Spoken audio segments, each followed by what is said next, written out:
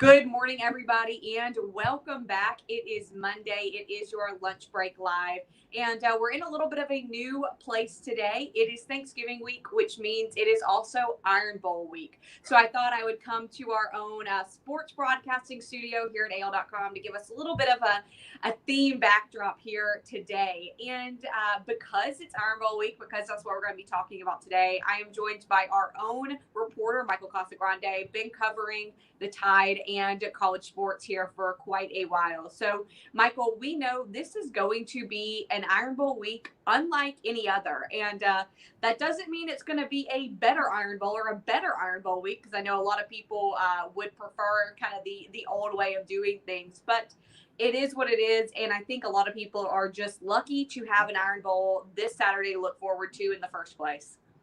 Yeah, no, it's going to be different. There's going to be it's going to be kind of like what it's been all season for college football. There's only going to be about 20,000 fans in Bryant-Denny Stadium. The tailgating, there won't be any. The quad will be, a ghost town again.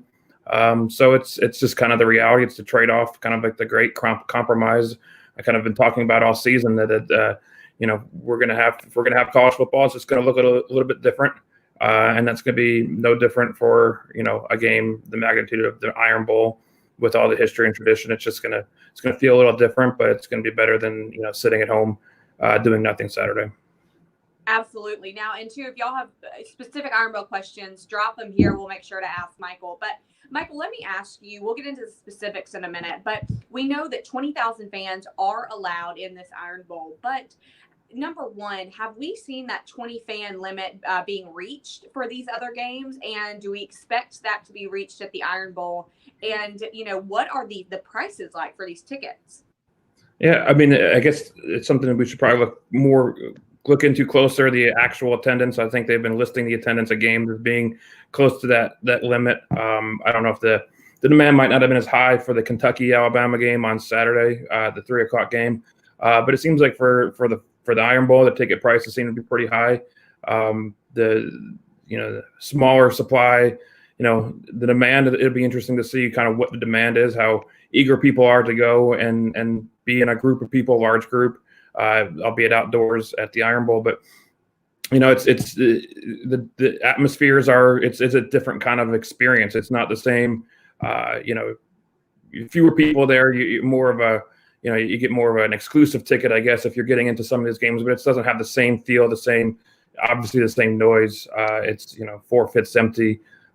People get excited, people get fired up for the big moments, but it doesn't have that same imposing, intimidating kind of moment. I know last year in Auburn that the Iron Bowl was one of the loudest, one of the crazier environments. It was everything that college football really is known for being, and it's going to be a shadow of that just because of the circumstances are going to be different. And so the prices, it seem like they're still pretty high, whether or not people are, what people sell tickets or what they list tickets at and what they actually sell them can be two different things. But they seem like when I checked, a couple of days ago, they were still pretty high. Well, and you mentioned about how this is going to be different. We know there is no tailgating allowed. So that just begs the question, what is the financial impact of missing a normal Iron Bowl weekend going to be like this weekend in Tuscaloosa? It's a good question. I think that's something we want to look into more moving forward. The Iron Bowl and the season as a whole, what has it meant to the economies of these cities that are, very largely based around the colleges, both Alabama and Auburn. I know from talking to different businesses, people, restaurants, I think the biggest thing was having students on campus this year was a pretty big, important factor for them for the daily inflow of traffic and people coming through businesses. The games obviously are big. I think 6 or 7. I think they're usually 7 home games, only 5 this year for each school with the SEC going to the 10-game 5-5 season. So, it's a good question. Exactly the numbers. I think that's something we need to look into moving forward, because it is, a significant thing, a significant part of this whole grand, the bigger 30,000-foot view of this whole virus and what it's meant to the whole world. We do know, though, that, like you said, this might be a trade-off, but we do have a Saturday Iron Bowl, which is something that's been a tradition a long time here in Alabama. You have Thanksgiving, you have your meal, you have your Friday shopping, if that is something you do. And I know even for a few years that Iron Bowl was on that Friday, but then lately we have had it on that Saturday past Thanksgiving. So the game will at least happen that day. For many people that want to sit and watch at home, they will at least have that kind of comforting, similar experience. Michael, give us the details about time, place, station, and all of those things. Yeah, 2:30 Central on Saturday in Bryant-Denny Stadium. To be on CBS again, so I know everybody loves the CBS broadcast crew. They get another taste of that Saturday. Yeah, I think even the way you put it is kind of the way I wrote it today in the story. That this week means four things in Alabama. It means turkey, it means shopping, it means football, and then it means reconciliation. By Sunday, everyone's going to have to get over all the internal family strife of whatever the meal, politics, football. I think everyone needs to get over by Sunday. But yeah, it's at home. If you're sitting at home, it might not feel as different. But in the stadium, it'll look a whole lot different.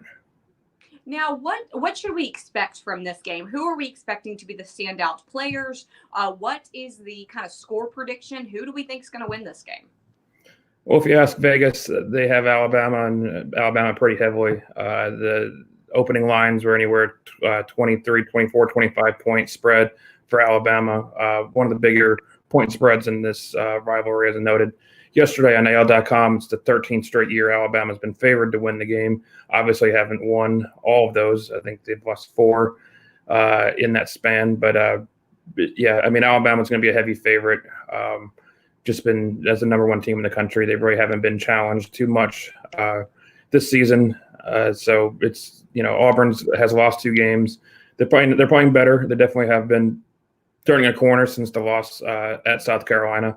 Obviously looked very good against LSU a few weeks ago, and then then this Saturday beating Tennessee quite handily. So it's, both teams are going in the right direction. Alabama just might have a little bit more firepower, but these rivalry games, you never know. Alabama's won each of the last 4 or 5 Iron Bowls in Tuscaloosa. 2010 was the last time they lost when Cam Newton was around. So the recent success Auburn's had has been at Auburn. So for whatever, if you're looking at trends, there's analysis in that sense. Alabama's played better at home in this rivalry recently.